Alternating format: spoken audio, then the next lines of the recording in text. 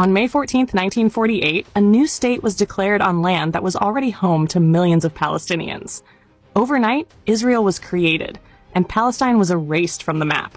This single day changed the destiny of an entire people. The creation of Israel in 1948 didn't come out of nowhere. To understand that day, we need to look back to 1917, the year of the Balfour Declaration. This was a letter from Britain's Foreign Secretary, Arthur Balfour, promising support for a national home for the Jewish people in Palestine. At that time, Palestine was still under Ottoman rule, and the overwhelming majority of its population, over 90%, were Palestinian Arabs, both Muslims and Christians, who had lived on the land for centuries. The local people were never asked, never consulted. Their future was being decided without their voice. After World War I, Britain took control of Palestine under the Mandate system. Waves of Jewish immigrants began arriving, especially during the 1930s and 1940s, fleeing persecution in Europe. For Palestinians, this was not a conflict with desperate refugees, but with powerful colonial powers and organized Zionist militias who were preparing to take their land. Tensions escalated with violence, strikes, and uprisings as Palestinians fought to preserve their homes and sovereignty. Then came 1947.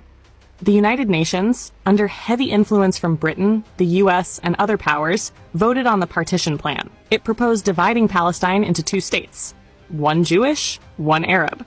The problem? Palestinians made up 2/3 of the population, but the plan gave most of the land, 55%, to the Jewish minority. For Palestinians, this vote felt like betrayal on a global stage. Their homeland, their villages, their future was being sliced apart by foreign hands. And this is where I need to pause. Because what you're hearing right now isn't just history. It's the story of a people who lost everything in plain sight of the world. If you believe this story deserves to be heard, then sharing this video and following this channel isn't just supporting content, it's standing with Palestine.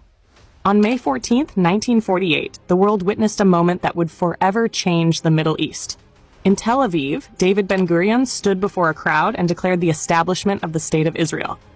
For Zionists, this was the fulfillment of a dream, a homeland after centuries of exile and persecution. But for Palestinians, it was the beginning of a nightmare. The declaration was made just one day before the British Mandate officially ended.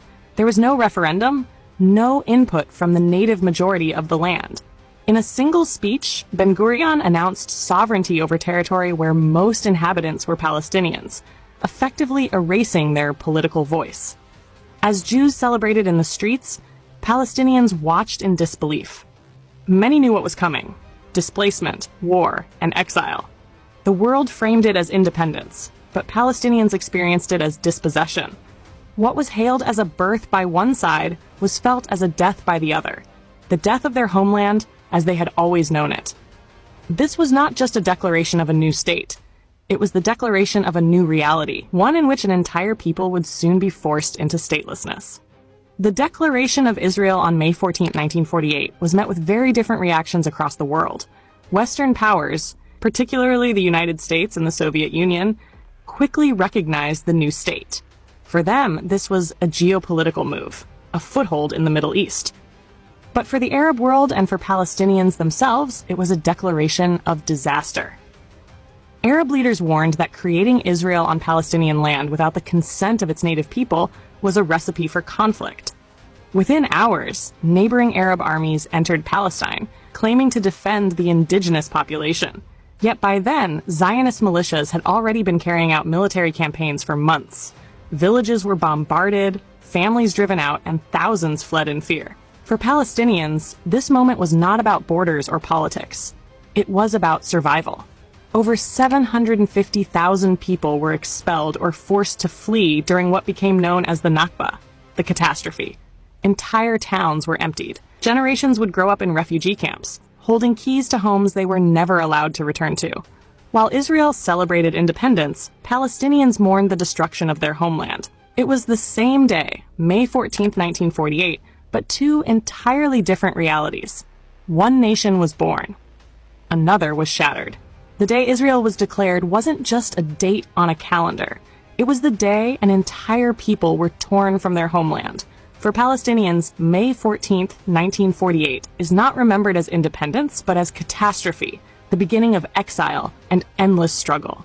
So if you believe the truth of Palestine should never be buried, share this video so more people see what really happened.